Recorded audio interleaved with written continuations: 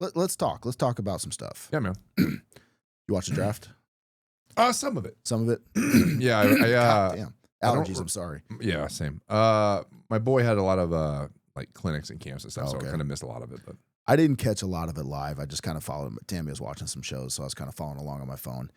And obviously the big story was Shedeur Sanders, who was supposed to be first-round pick. Yeah. Maybe not first quarterback off the board or anything like that, but a first-round pick. By all accounts, first-round talent, right?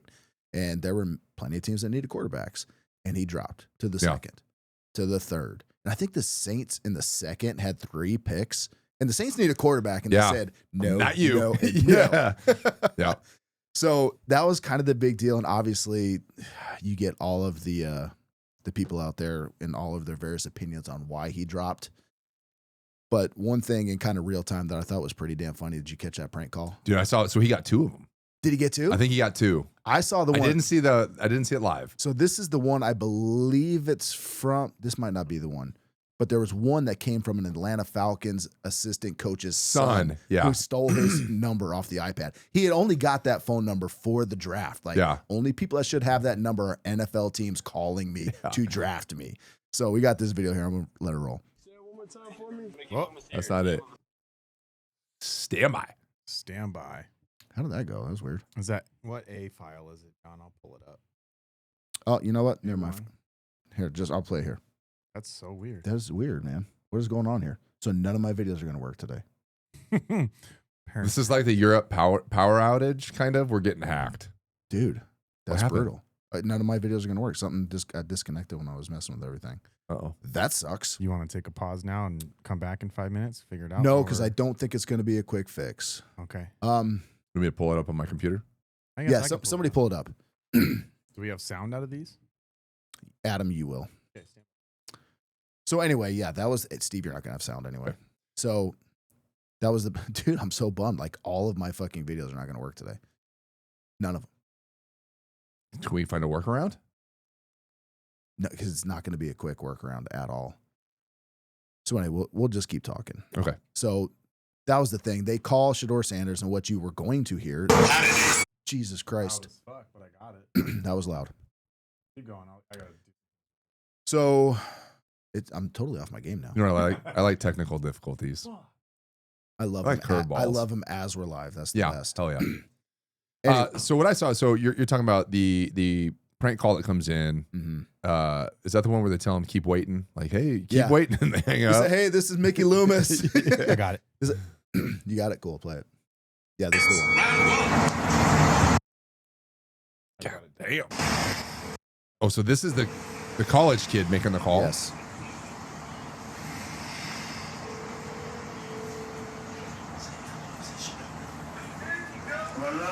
Hey, is this Sheduer?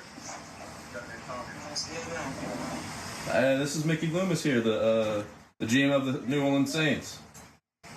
How you doing? This is Mickey Loomis here, GM of the Saints. That's fucked. How you doing? Good, how are you, man? Good, been waiting on you. Yeah, we have. It's been a long wait, man. We're gonna take you with our next pick right here, man. This ain't gonna be nothing there. Hey, but you're gonna have to wait a little bit longer, man. Sorry about that.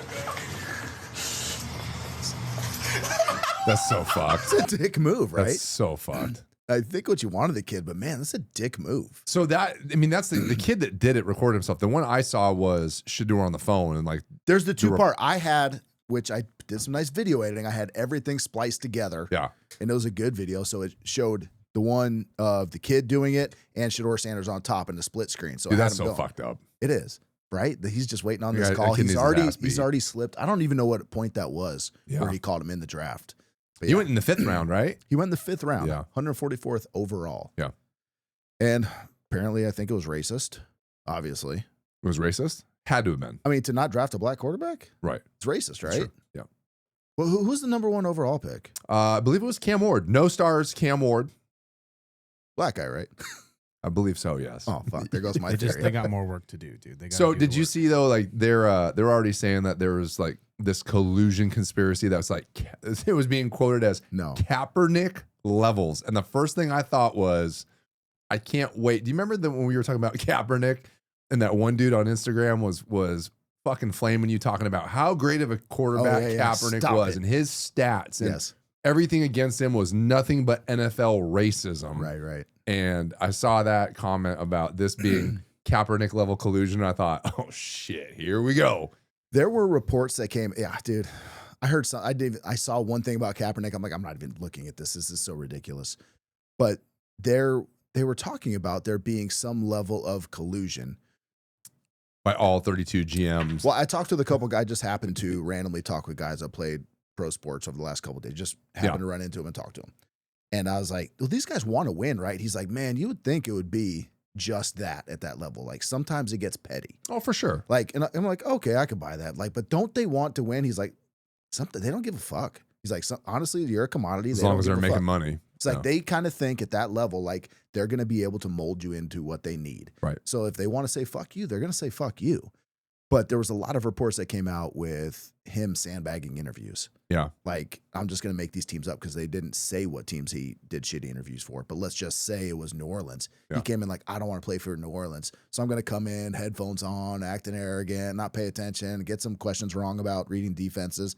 I'm just going to sandbag the interview. Yeah. So maybe I could see that because it's kind of a bad look if you want to go back to what Eli Manning did back in the, because dude, when that happened where they were trying to manipulate where he was going to go, like that is the biggest fucking dick move in the world. Like 100%. You're going to dictate where your kid goes to play. Just be thankful he's playing in the you NFL. get a job. Yeah. So I could see him not wanting to do that, coming out, having all that surrounding him, saying like trying to manipulate what team he goes to. He's like, maybe I'll just sandbag this interview so the Saints don't take me. Right. So there was some of that, and I heard the day before some anonymous GM, which I hate anonymous sources because like who knows if it's real. Like put your name on it if you're going to say some shit.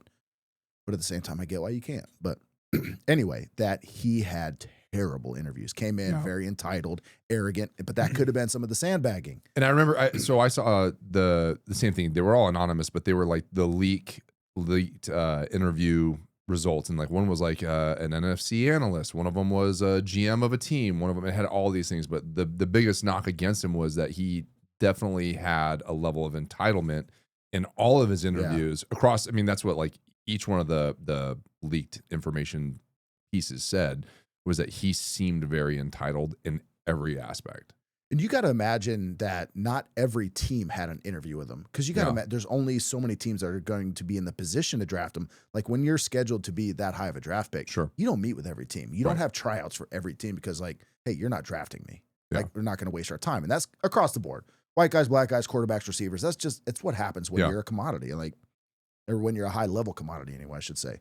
So I could see that maybe he had, let's say he had 10 interviews, right, with 10 teams. And the other teams just caught wind of those interviews. They're like, all right, fuck this kid. I'm not going to draft him either because he had terrible interviews. Yeah. So I could see that. Do I think it's racist? No, dude. Obviously not. Obviously, like, I mean. Do you think any of it had to do with Dion, obviously, with being his dad? I mean, maybe. There's a lot of distraction that comes with that. And there's been teams that have passed players previously that have been great, but they bring a lot of distraction baggage with them.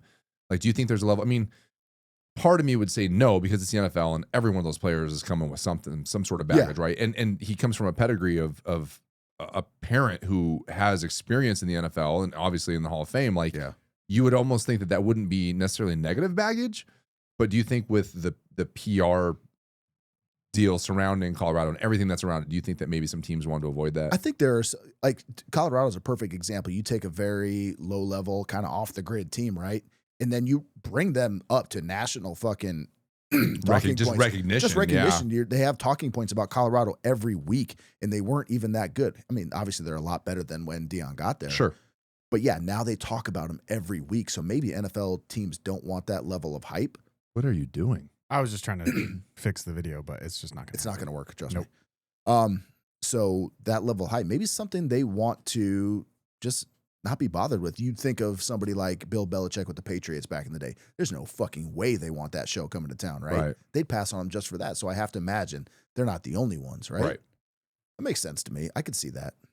But the racism thing, like, come on. Yeah. There were some things like people were saying that owners hate Dion. Like, why do they hate Dion? I don't like, what has he ever done to, garner hate from owners? I don't. Yeah, I don't know if I agree with that, because anything I've ever heard, even with like the I don't want to say controversy, but him, his persona, the way he's approached the Colorado program, like even with all of that ruffling people's feathers, like everybody who talks about him, by all accounts, I mean, you listen to these guys, everybody loves Deion. Players love him. It doesn't, yeah. And it sounds like the people that he has interactions with, like he's still very professional. It seems like he's beloved in Colorado. Yes. So I don't know that I buy that, dude. I don't either. I mean, obviously there's a lot we don't know, but I don't see it. Yeah. I don't look at Deion and like, fuck that guy. Yeah. I don't look at that at all, man. And I think it would be easy to do. And I think a lot of people probably do just because of how he is, but I don't know, man. I'm sure that could rub some people the wrong way. Everybody's going to have haters. Yeah, but I mean, he dragged that team out of obscurity. Yeah. So, I mean, he's doing a great job, obviously. By all accounts, he seems like a great father. He's brought the kids along for the ride. His other son, Shiloh, he went undrafted but got signed, I believe. Yeah, I think so. So, I mean, fucking seems like a good all-around family, maybe flashy, arrogant. I don't know what the word might be, but I think one of the knocks against Sheduer was that he's just not quite as talented as some of the other quarterbacks in the draft, and that a lot of it was systematically the system that they created there for him helped him look better than what he really was. And also, you were throwing to the Heisman Trophy winner. True. Right? Right. I mean, maybe so that takes away from it, but they were talking about distractions, arrogance, things like that, and they compared him to like, hey, well, people along the racism lines, hey, well, people drafted Johnny Manziel, and I'm like, well, that's a good point.